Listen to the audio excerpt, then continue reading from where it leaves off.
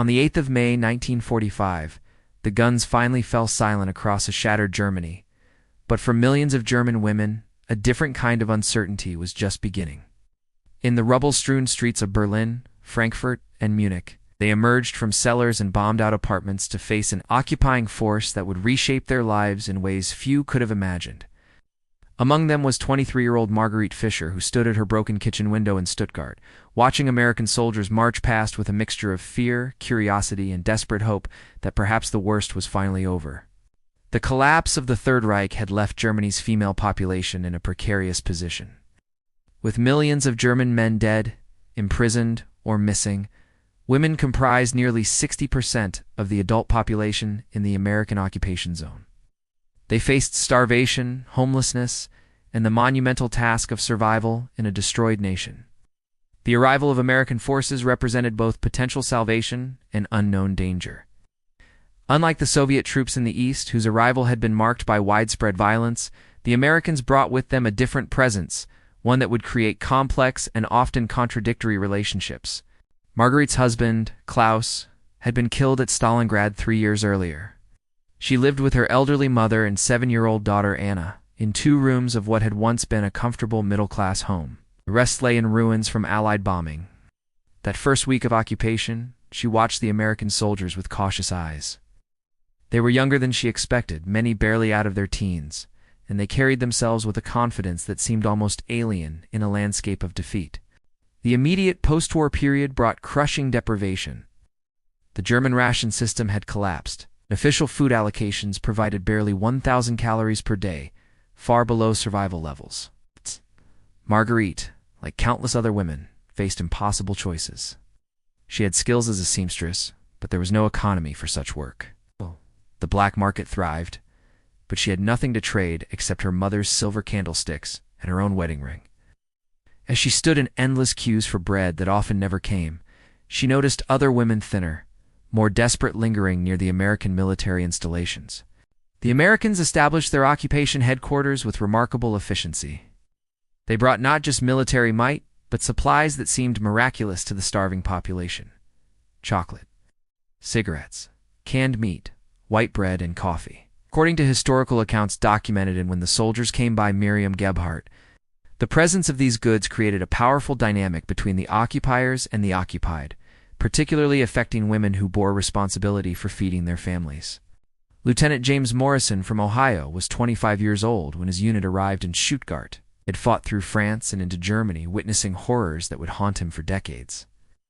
Now, as part of the occupation force, he found himself in a strange position, no longer fighting but not quite at peace. He noticed Marguerite one morning when she walked past the military compound. Her daughter's hand clutched tightly in hers, both painfully thin. Something in her dignified bearing, despite obvious poverty, caught his attention.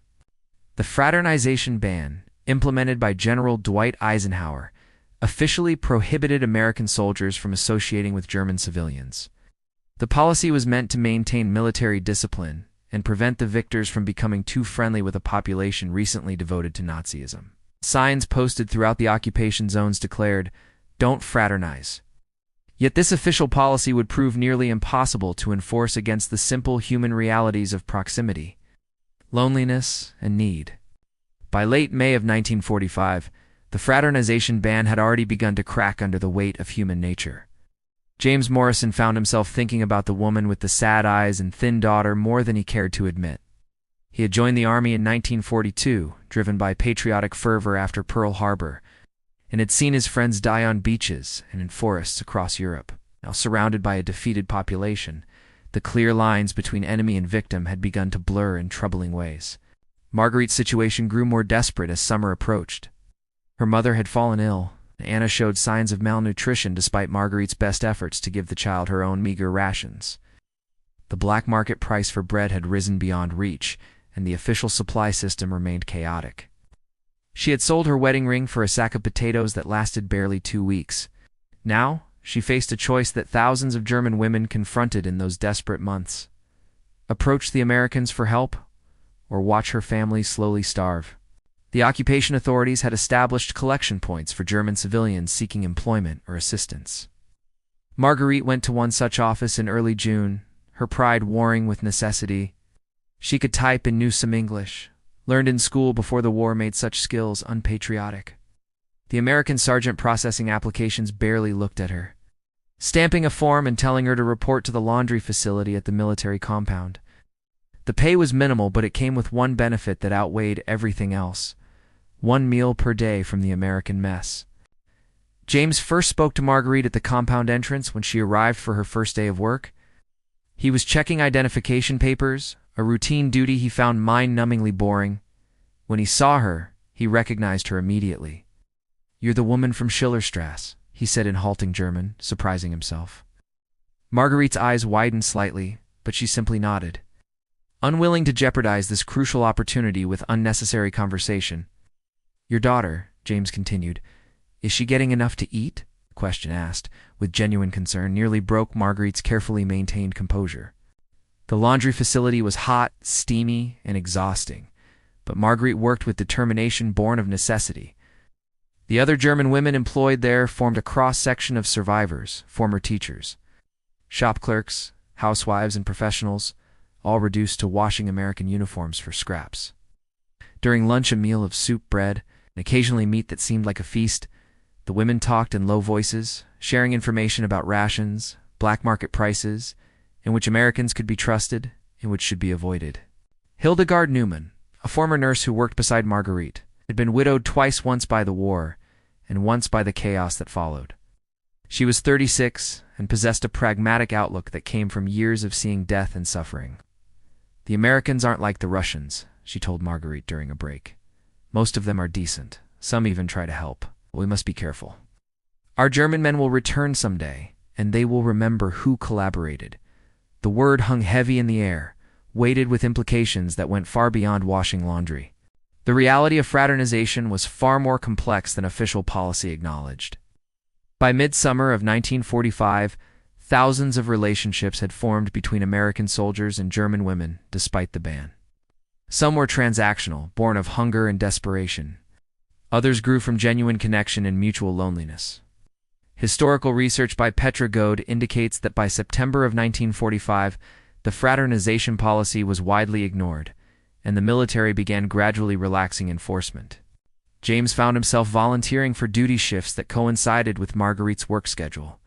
He told himself he was simply being vigilant, ensuring the German workers were properly supervised. The truth was more complicated. In Marguerite, he saw something that contradicted everything he had been told about Germans.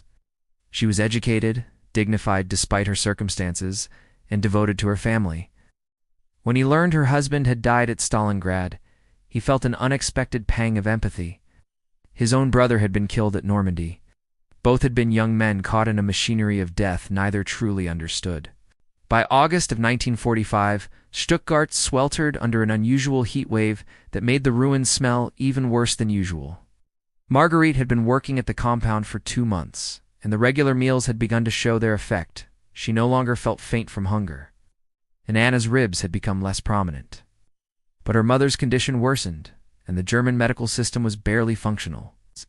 Medicine was scarce, reserved primarily for critical cases, and an elderly woman with respiratory problems did not qualify. James had begun setting aside extra rations, chocolate bars, canned milk, cigarettes that served as currency, which he found ways to pass to Marguerite. At first, she refused, her pride and fear of the implications too strong. But when her mother's cough deepened, and Anna asked plaintively if there might be more food tomorrow, Marguerite's resistance crumbled.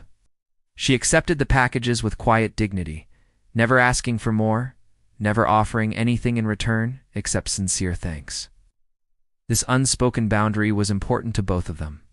The relationship between occupier and occupied existed in shades of gray that official policy could not accommodate. Throughout the American zone, German women faced complex calculations. Those who associated too closely with Americans risked being labeled Amelia Pune, me sweethearts, a term laden with contempt from their countrymen. Oh. Yet the Americans controlled access to food, jobs, housing, and protection. Some women entered relationships willingly, finding genuine affection or even love. Others made calculated exchanges of companionship for survival. Many existed somewhere between these extremes. Captain Robert Hastings, James's commanding officer, was a 32-year-old lawyer from Boston, who viewed the fraternization situation with pragmatic cynicism. He had fought in North Africa and Italy before Germany and had long since abandoned any illusions about war being clean or simple. When he noticed James's attention to one particular German worker, he called him into his office one September morning. "Morrison," he said, not unkindly, "I know what you're doing. Hell, half the men in this unit are doing the same thing. Just be smart about it. Don't cause problems, and for God's sake, don't get anyone pregnant." Marguerite's friend Hildegard had entered a different kind of arrangement with an American sergeant named Frank Murphy. She was frank about it with Marguerite. "He gives me rations, cigarettes, coffee. I spend time with him twice a week. He's lonely, I'm hungry, and we're both adults. That's all it is." Marguerite couldn't bring herself to judge Hildegard, though she knew others did. In a world where morality had been shattered by total war, who could say where survival ended and sin began? The complexity of these relationships reflected broader questions about occupation and justice. The Allies had come as liberators of Europe from Nazi tyranny, yet they were also conquerors of Germany. The German population, particularly women, occupied a morally ambiguous space. Many had supported Hitler's regime, at least initially. Others had been victims of it. Most were simply people who had survived, bearing various degrees of complicity and suffering. American soldiers, in turn, ranged from men genuinely trying to help rebuild a devastated nation to those who exploited their position of power. In October of 1945, the fraternization ban was officially modified. Soldiers could now speak with German children and engage in limited interactions with adults. By December, the policy would be further relaxed to allow Germans to be invited to social events. The formal recognition of what was already happening widely reflected military pragmatism. The policy was unenforceable and was undermining morale and administrative efficiency. James asked Marguerite to have coffee with him one afternoon in late October.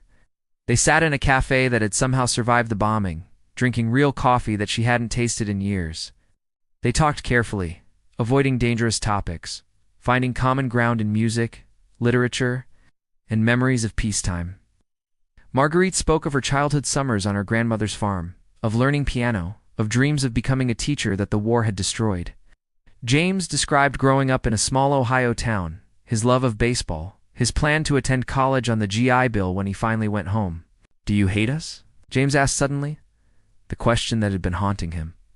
Marguerite considered carefully before answering. "I hate what happened. I hate that my husband is dead, that my city is destroyed, that my daughter has known nothing but war. But you," she looked at him directly, "you were just a young man far from home, doing what you were ordered to do. Like Klaus was. Hate is too simple for what this war has made of us all." Her answer satisfied neither of them completely, but it was honest. The winter of 1945 to 1946 would be remembered as one of the coldest and cruelest in German history. Marguerite's mother died in November, her weakened body unable to fight pneumonia without proper medicine or heating. The funeral was a small, bleak affair, a handful of neighbors, a rushed service, and burial in a cemetery filled with too many fresh graves. James attended, standing at a respectful distance, his presence noted by the other mourners with mixed expressions of disapproval and envy. The death created a shift in Marguerite's circumstances and her relationship with James. With one less person to care for, her survival became marginally less desperate, but the loss left her emotionally vulnerable.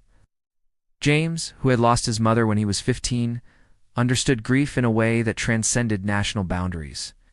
He began visiting Marguerite's damaged home in the evenings, officially to check on civilian welfare, unofficially to provide support that was becoming less about charity and more about genuine connection. Throughout Germany, that winter tested the limits of human endurance. Coal was desperately scarce, and temperatures plunged below freezing for weeks. People chopped down trees in city parks for firewood, stripped wood from damaged buildings, burned furniture and books, anything to generate a few hours of warmth. The American military, housed in requisitioned buildings with heating, existed in relative comfort while the German population suffered. This disparity created both resentment and increased dependence on American assistance. Anna, now 8 years old, had adapted to their new reality with the resilience of childhood. She had learned that the American soldiers sometimes gave candy to children, that Uncle James's, She had begun calling him brought food, and occasionally toys salvaged from military supplies. She attended a reopened school in a building missing half its roof, taught by exhausted teachers trying to navigate education in a defeated nation. The curriculum had been purged of Nazi ideology, leaving gaps that teachers struggled to fill. By January of 1946, the nature of James and Marguerite's relationship had evolved into something neither had planned. They had become dependent on each other in different ways, she on his material support, he on the sense of purpose and connection she provided. They were careful not to define what existed between them. James never pressured her for physical intimacy, and Marguerite never explicitly offered it as exchange. Yet the boundaries had blurred. They held hands while walking through ruins. He kissed her one evening, and she kissed him back. What they were becoming remained unspoken. The question of physical relationships between American soldiers and German women was a subject of official concern and unofficial acceptance. Military authorities worried about venereal disease, pregnancies, and the breakdown of discipline.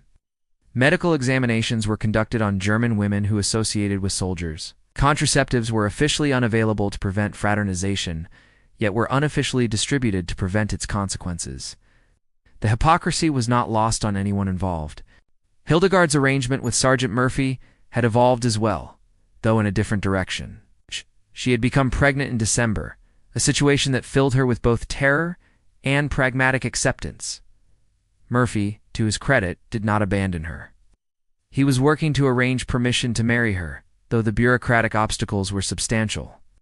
Mixed marriages between occupiers and occupied required approval up the chain of command and were viewed with suspicion. Still, by early 1946, such unions were becoming more common. Major Thomas Whitfield, the military government officer for Stuttgart's district, faced the daily reality of managing civilian-military relations. A career officer who had served in the Philippines before the war, he understood occupation dynamics. These aren't just soldiers and enemy civilians anymore, he wrote in a report to headquarters in February of 1946. They're people who've been living alongside each other for months. We can either acknowledge reality and manage it, or pretend it isn't happening and lose control entirely. Marguerite faced judgment from different quarters. Some German neighbors whispered Amahor when she passed, though never loud enough for direct confrontation. Others approached her quietly, asking if the Americans might have jobs or help available. Former Nazi Party members, now claiming they had never truly supported Hitler, were particularly quick to seek American favor. The moral landscape had inverted almost overnight. Those who had been most enthusiastic about the regime now proved most adaptable to its conquerors. By March of 1946, James had been in Germany for nearly a year, and the occupation had settled into routines that bore little resemblance to military campaigning. His unit's primary duties involved administration, maintaining order, and processing the endless bureaucracy of denazification. The massive effort to identify and punish Nazi Party members required interviewing thousands of Germans, examining records, and making judgments about degrees of guilt in a society where nearly everyone had been implicated to some extent.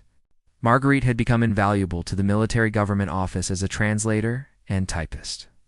Her English had improved dramatically through daily use, and her education gave her skills that were desperately needed. She navigated the complex space between her countrymen and the occupiers, translating not just words, but cultural contexts. Germans petitioning for housing assistance, seeking information about missing relatives, or being questioned about their wartime activities all passed through her office. She saw humanity in all its complexity, victims and perpetrators, often being the same people. The question of collective guilt weighed heavily on interactions between Americans and Germans. Many American soldiers arrived believing all Germans bore responsibility for the Holocaust and the war. The discovery of concentration camps had hardened attitudes, creating widespread fury against the German population. Yet daily contact with ordinary Germans, hungry, frightened, struggling to survive, complicated these feelings. How much guilt belonged to Marguerite, who had never joined the Nazi Party, whose husband had been conscripted and killed, who had simply tried to survive? James struggled with these questions constantly.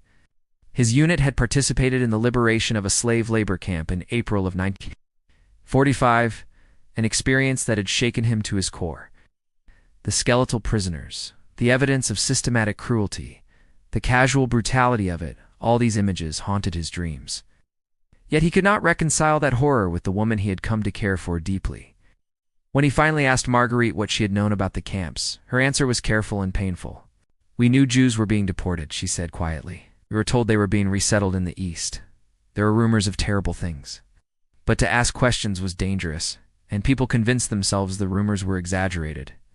I did not know the full truth until you told me after the surrender." She paused, struggling with words. "Does that make me innocent?" "No, I accepted the convenient lies, because facing the truth would have required courage I did not have. I am guilty of cowardice, of choosing my family's safety over asking questions that might have endangered us. That guilt I will carry forever." Her honesty, painful as it was, deepened James's respect for her. Many Germans he encountered denied everything, claimed ignorance or victimhood, blamed Hitler while absolving themselves. Marguerite acknowledged her moral failure without excusing it, a distinction that mattered. Yet he wondered if he was rationalizing, finding ways to absolve the woman he loved. He could finally admit that word to himself of sins that should not be forgiven. In April of 1946, Hildegard married Sergeant Frank Murphy in a small ceremony at the military chapel. It was one of the first officially sanctioned marriages between an American soldier and a German woman in their district. Hildegard, now visibly pregnant, wore a dress borrowed from another war bride. The marriage meant she would eventually go to America, leaving behind everything she had known. Marguerite attended as a witness, watching her friend embark on a journey into an uncertain but potentially better future. The war bride phenomenon was growing. Despite official discouragement, thousands of American soldiers were falling in love with German women and seeking permission to marry. The military established procedures for these unions, requiring background checks on the German partners to ensure they were not committed Nazis. The irony was stark: men who had fought to destroy Germany were now claiming its women as wives. Some back home viewed this as betrayal, others as a strange kind of reconciliation. James received orders in May that his unit would be rotating back to the United States in September. The news filled him with conflicting emotions. He desperately wanted to go home, to see his father and siblings, to return to a normal life. Yet the thought of leaving Marguerite and Anna created an ache he couldn't ignore. He was falling into a category he had once viewed with skepticism: soldiers who wanted to marry German women and bring them home as war brides. The conversation happened on a warm evening in late May. Walking through Stuttgart's botanical garden, which volunteers were trying to resurrect from wartime neglect. "I want you to come to America with me," James said simply. "Marry me, bring Anna, start a new life." Marguerite stopped walking, her face showing the warring emotions she felt. Hope, fear, longing, and practicality all struggled for dominance. "James," she said carefully, "do you understand what you're asking? I would be a German in America, just after this war. Your family, your neighbors, how will they accept me?" James's proposal hung between them like a bridge across an impossible chasm. Marguerite wanted to say yes immediately, to seize the chance for a better life for Anna, to escape the judging eyes of her neighbors and the endless struggle of occupied Germany. Yet she was not naive about what such a choice would mean. War brides from Germany would arrive in America carrying the weight of their nation's crimes, viewed with suspicion and hostility by a population that had just sacrificed hundreds of thousands of young men to defeat Hitler. The bureaucratic process for marrying a German woman proved complex and deliberately discouraging. James needed approval from his commanding officer, which Captain Hastings granted with weary resignation. He had processed dozens of such requests. Then came background investigations of Marguerite, examining her wartime record, her family's political affiliations, any connection to Nazi organizations. Investigators interviewed neighbors, former employers, and acquaintances. Some provided honest accounts. Others saw an opportunity to settle old grudges or curry favor. Friedrich Zimmermann, a former party member who lived in Marguerite's building, told investigators that she had always been enthusiastic about the regime, that her husband had been a devoted soldier. It was a lie born of jealousy. Marguerite's connection to an American offered opportunities he could not access, and he sought to destroy it. Other neighbors, including Frau Kessler, who had known Marguerite since childhood, testified truthfully that she had never joined Nazi organizations and had once made a disparaging comment about Hitler that could have gotten her arrested if reported. The investigation's verdict came in July. Marguerite was cleared for marriage. She had no significant Nazi affiliations, no evidence of participation in war crimes, and her record showed only the passive complicity common to millions who had simply tried to survive the regime. The clearance was stamped on documents that would allow her to eventually immigrate to America as a war bride. When James told her, she wept not entirely from joy, but from the overwhelming realization that she was truly leaving everything she had ever known. They married in August of 1946 at the Military Administration Building, a civil ceremony with minimal ceremony. Hildegard and Frank Murphy attended, along with Captain Hastings and a handful of other soldiers from James's unit. Anna wore a dress that Hildegard had sewn from parachute silk, looking solemn and confused by the rapid changes in her life. No one from Marguerite's German circle attended, some from disapproval, others from fear of being associated with collaboration. The wedding night was strange and tender. They had been physically intimate before, carefully and privately, but this was different. Marriage made their relationship official, subject to military protection, but also to increased scrutiny. Marguerite moved into military family housing, a privilege that separated her further from German society. She was no longer quite German, but she was certainly not yet American. She existed in a liminal space that thousands of war brides occupied, women who had chosen survival and hope over nationalism and nostalgia. Life in military family housing revealed new challenges. Marguerite encountered other war brides, women from various parts of Germany who had married American soldiers. They formed an uneasy community, united by their circumstances but divided by their experiences. Some came from wealthy families and viewed the marriage as a descent in social status. Others, like Marguerite, saw it as salvation. They taught each other English phrases, shared information about American culture, and worried together about the reception awaiting them across the Atlantic. Anna adapted with the flexibility of childhood. She called James Papa now, though Marguerite had carefully explained that he was not her real father. The little girl attended the American dependent school, learning English rapidly and absorbing American culture. She had friends whose fathers were officers, whose families had never known hunger. Sometimes Marguerite worried that Anna was losing her German identity too quickly, becoming someone who would neither quite fit in America nor remember Germany. James received his discharge orders in September, with transit scheduled for October. They would travel by military transport to New York, then by train to Ohio. James had written to his father, explaining the situation that he had married a German woman with a daughter. The response was terse. "Your mother would have understood better than I do. Bring them home. We'll make it work."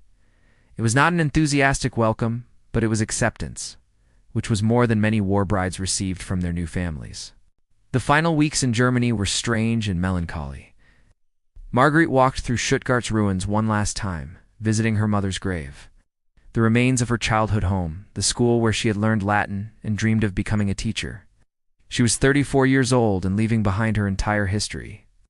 Everything she was taking to America fit into suitcases: some clothes, a few photographs, her mother's silver candlesticks that had somehow survived, and documents proving her identity and marriage.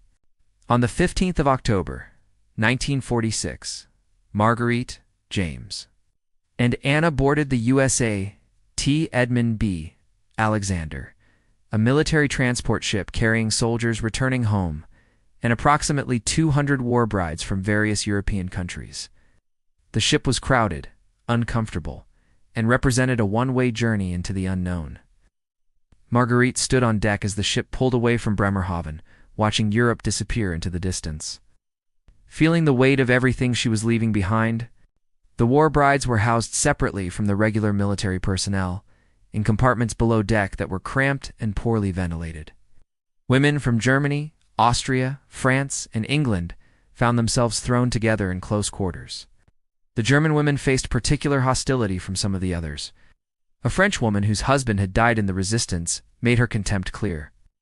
"You're going to their country while they're still finding bodies in France." Marguerite had no answer that would satisfy such anger. The Atlantic crossing took 8 days, and the ship encountered rough weather that left many passengers seasick.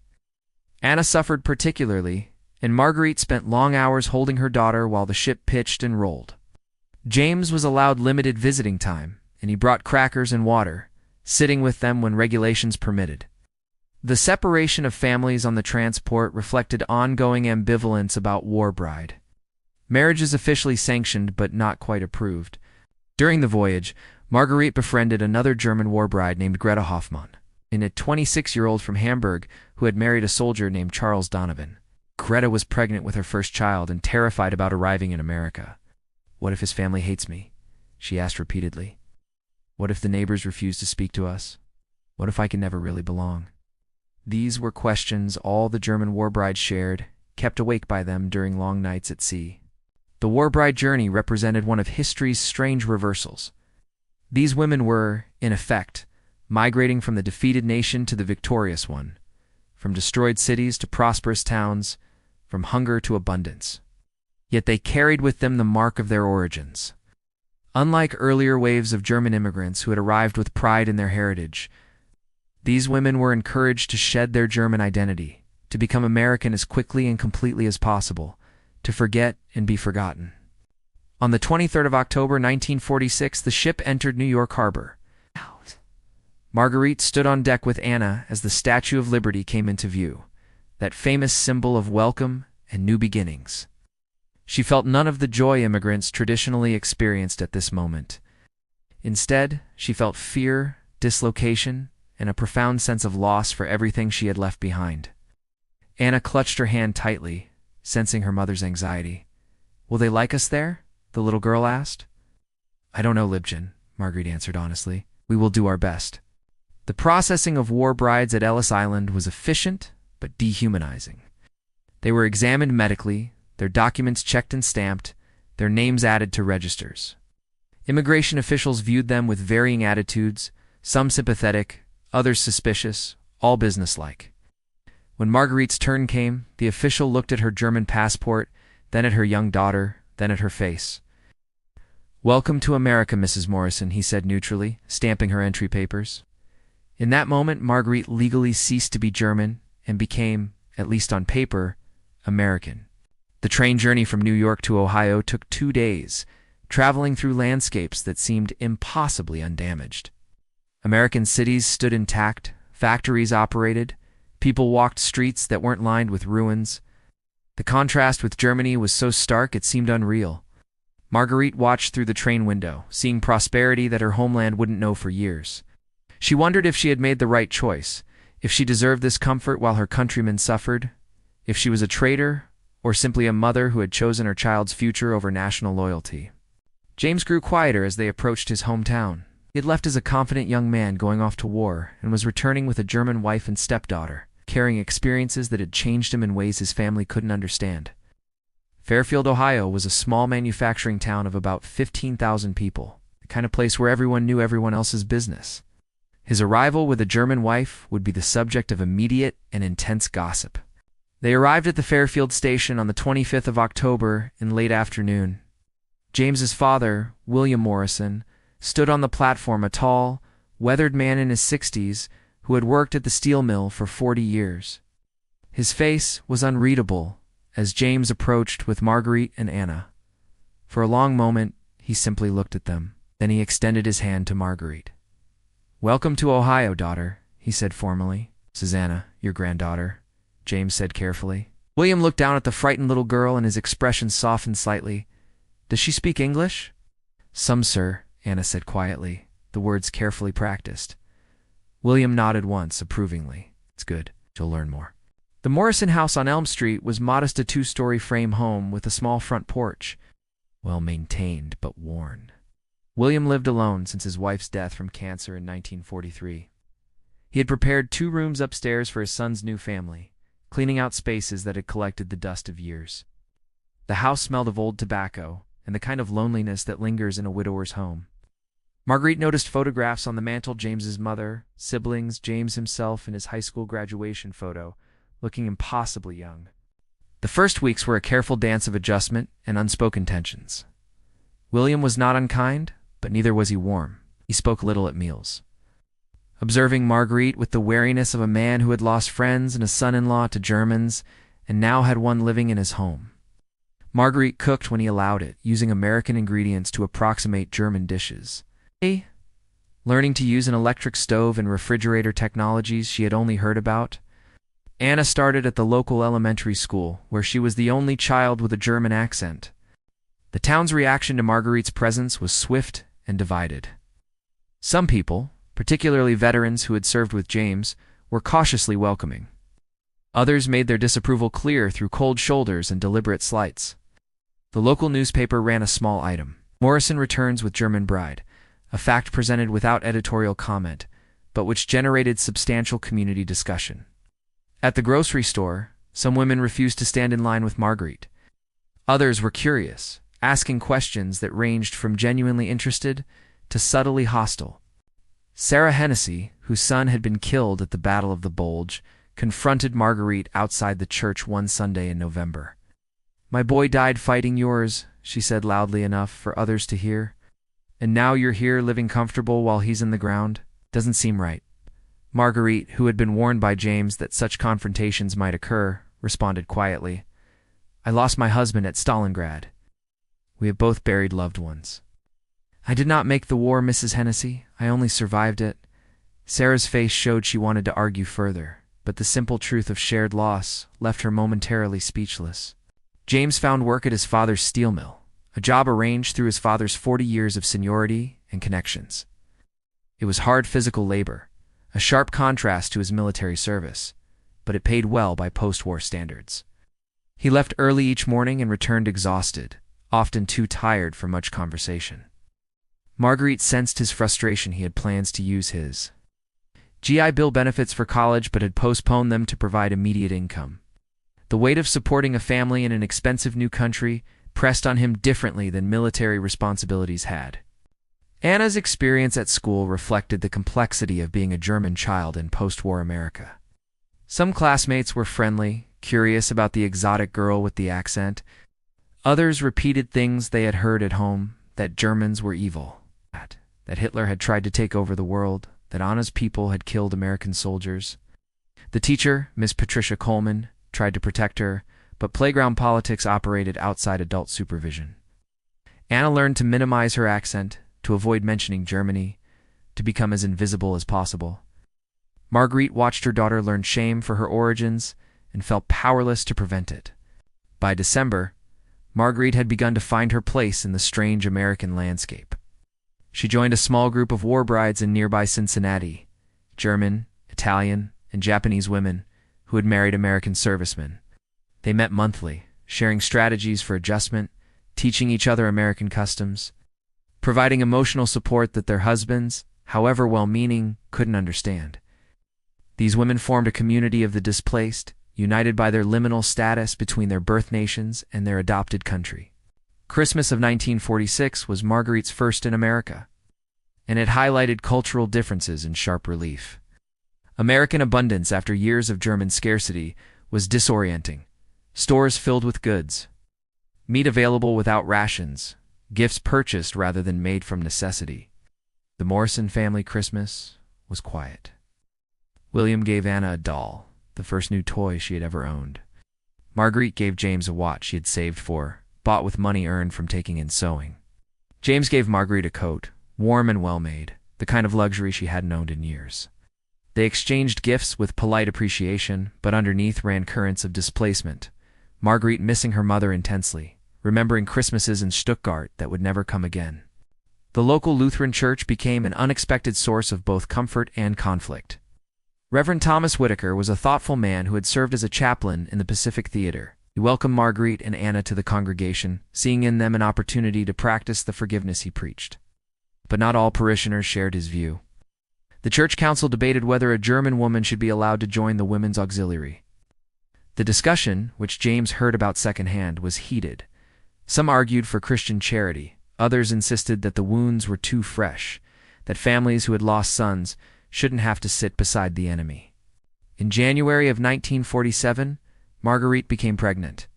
The news brought mixed emotions: joy at new life, fear about bringing another child into her uncertain circumstances, worry about how another mouth to feed would affect their precarious finances. James was delighted, seeing a child of their own as cementing their family. William's reaction was more complex. At dinner the night they told him, he was quiet for a long moment before saying, "A baby. Well, that's good, I suppose." An American baby. The implication was clear: this child, unlike Anna, would be fully American, untainted by German origins. The pregnancy made Marguerite more visible in the community. her condition impossible to hide. Some women softened their attitudes. The universal bond of motherhood, creating connections across national lines. Mrs. Dorothy Fletcher, who lived 3 houses down and had 2 children of her own, began stopping by with advice, hand-me-down baby clothes, and eventually something approaching friendship. "I don't understand this war business," she told Marguerite one afternoon. "But I understand being pregnant and far from your mother. That's hard for any woman." As winter gave way to spring, Marguerite began to develop a more complex understanding of American society. It was not the monolithic entity she had imagined from Germany. Regional differences, class divisions, racial segregations. America contained its own internal contradictions and conflicts. She noticed how the Negro families in Fairfield lived in a separate part of town, how they shopped at different stores, attended different churches. When she mentioned this to James, he was uncomfortable.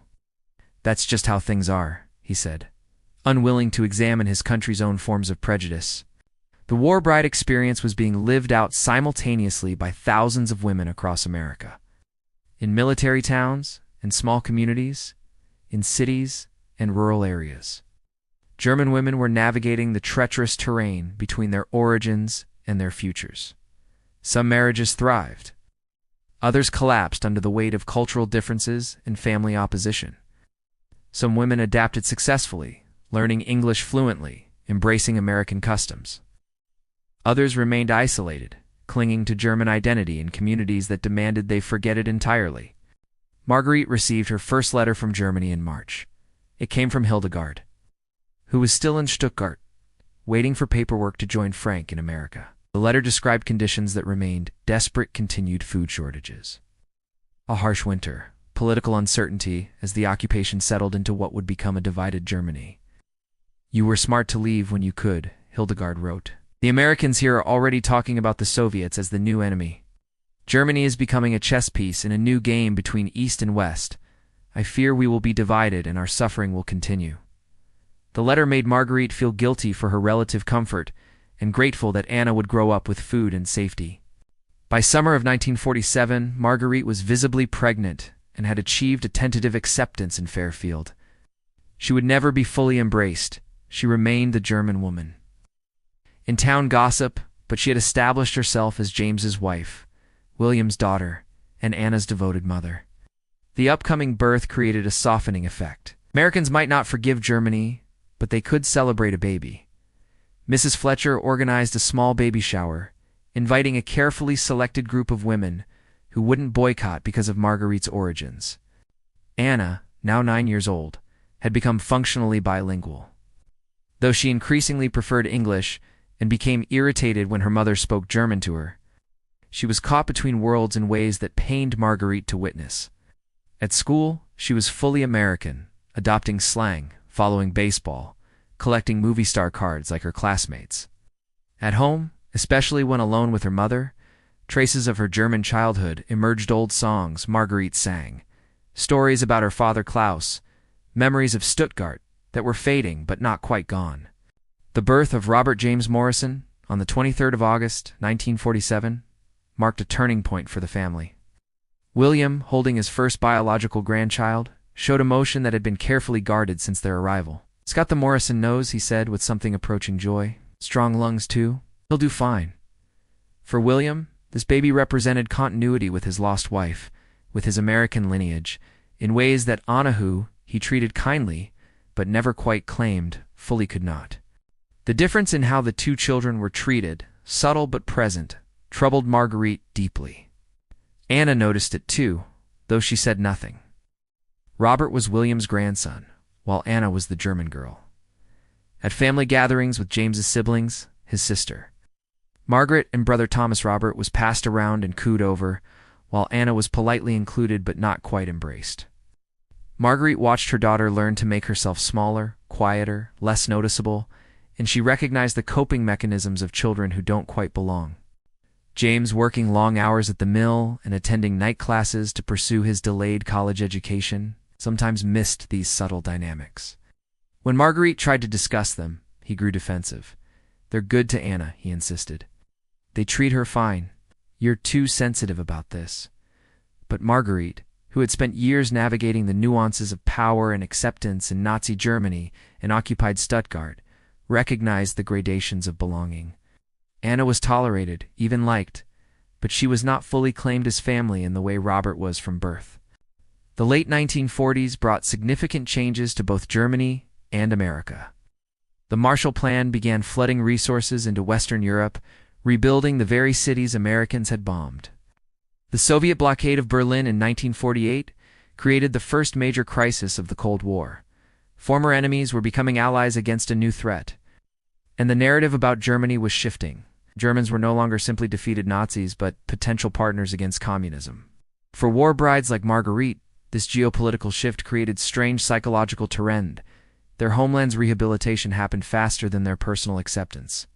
Marguerite continued attending the War Bride Support Group in Cincinnati, now with baby Robert in tow.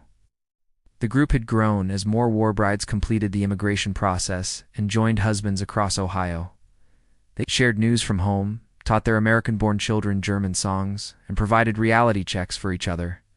"My mother-in-law still won't speak to me directly," reported Greta Hoffman, now with her American-born son. "She addresses all comments to Charles as if I'm not in the room." Others nodded in recognition. This was a common experience. The group also discussed practical strategies for raising children between cultures. Should they teach German to their American-born children? Most husbands opposed it, wanting their children to be fully American. Should they maintain German traditions, or adopt American ones completely? Should they tell their children about the war, about Germany's crimes, about their own complicated positions during the Nazi years? These questions had no easy answers. Some women chose assimilation so complete it approached self-erasure.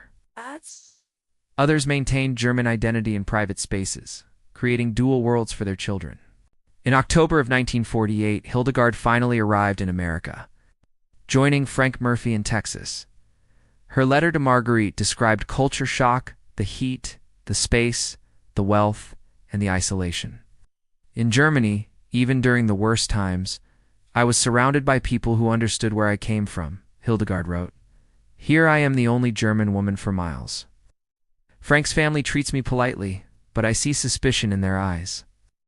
His mother keeps asking if I was really not a Nazi, as if she expects me to suddenly confess. I smile and make potato salad and pretend my heart isn't breaking for home." By 1949, James had completed 2 years of college courses and was contemplating shifting from mill work to a career in engineering. The GI Bill made education accessible in ways that would have been impossible before the war. His ambitions created both hope and tension. More education meant better prospects, but also more years of financial struggle.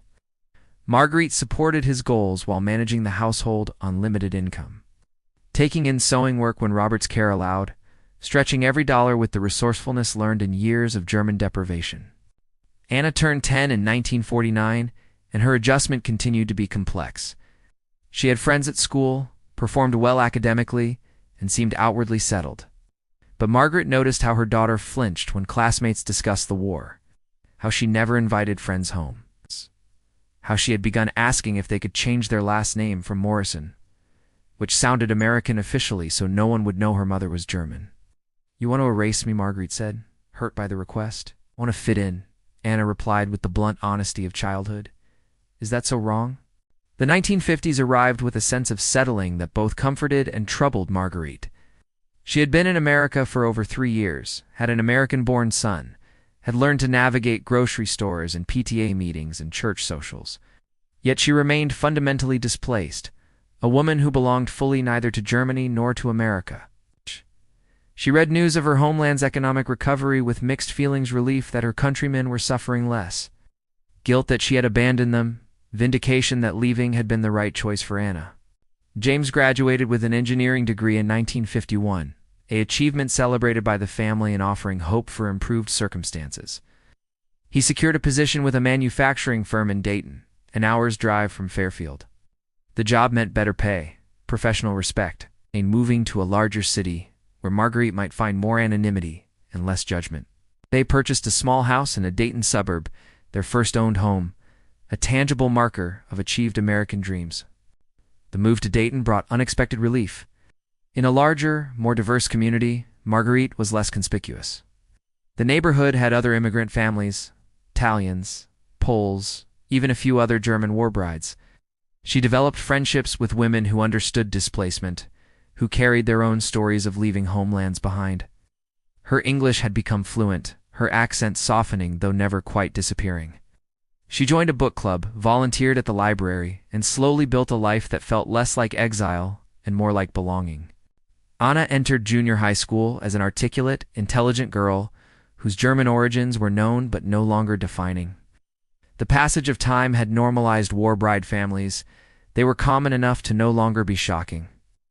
Anna had begun to reclaim aspects of her German heritage, asking her mother to teach her to cook traditional foods, showing interest in her father Klaus's story. Marguerite, watching her daughter mature, recognized the psychological work of integrating a divided identity, no longer rejecting German roots but no longer defined solely by them either. Robert grew into an energetic boy who knew nothing of war or hunger, who assumed abundance was normal, who would never understand what his mother and sister had survived. For him, Oma's accent was simply how Oma talked. Germany was a place on maps where relatives sent Christmas cards. History was something in textbooks, not something that had shaped his family's existence. Marguerite sometimes felt the gap between her two children keenly: Anna, who remembered trauma, Robert, who never would. William Morrison died in 1953 at age 71, having achieved a measured reconciliation with his son's choices. His last years had been softened by Robert's presence and grudging respect for Marguerite's resilience. At his funeral, he was remembered as a Union man, a veteran of the First World War, a father who had survived losing a wife and son. In his modest estate, he left equal inheritances to both grandchildren, a gesture that moved Marguerite deeply in death. William had finally claimed Anna as fully as Robert. The 1950s brought broader cultural changes that affected war bride experiences. Germany's economic miracle transformed it from defeated enemy to prosperous ally. German engineering, German automobiles, German exports became symbols of quality rather than threat. The Cold War's intensification made former Nazis less concerning than current communists. For women like Marguerite, this shift meant gradual reduction in hostility. They were no longer quite enemy aliens, but rather survivors of history's upheavals who had found refuge in America. Marguerite received news in 1955 that Hildegard had divorced Frank Murphy and returned to Germany. The marriage had collapsed under the weight of isolation, cultural incompatibility, and Frank's drinking problem. Hildegard's letter from Hamburg was both sad and relieved. I tried to become American but could never stop being German. I am poor, but I am home. Some bridges are too far to cross.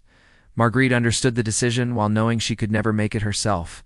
Fauna and Robert were American now, and she would not uproot them again.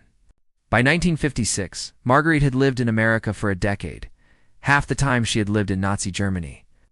She was 44 years old, a naturalized citizen who voted in American elections, who could name baseball players in television shows, who had learned to make Thanksgiving turkey and apple pie. Yet Germany remained in her bones in dreams conducted in German. In automatic calculations converting dollars to Deutschmarks, in moments of profound alienness, when American assumptions seemed incomprehensibly foreign. Anna graduated from high school in 1957 with honors, planning to attend Ohio State University.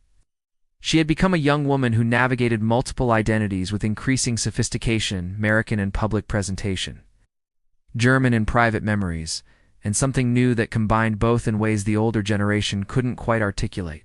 He had begun dating a young man named David Chen, son of Chinese immigrants, and their relationship reflected post-war America's slow, complicated evolution toward greater diversity.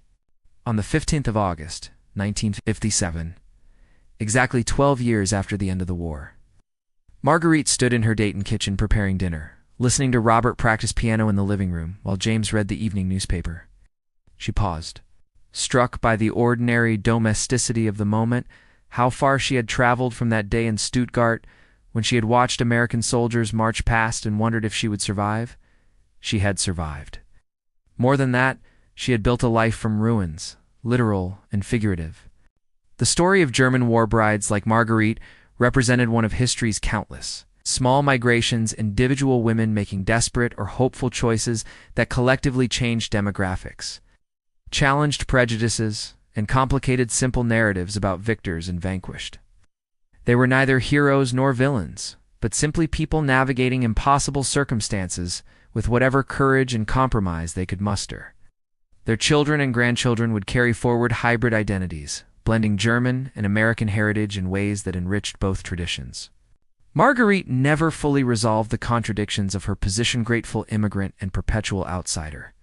Survivor who had escaped and betrayer who had abandoned, German woman and American citizen.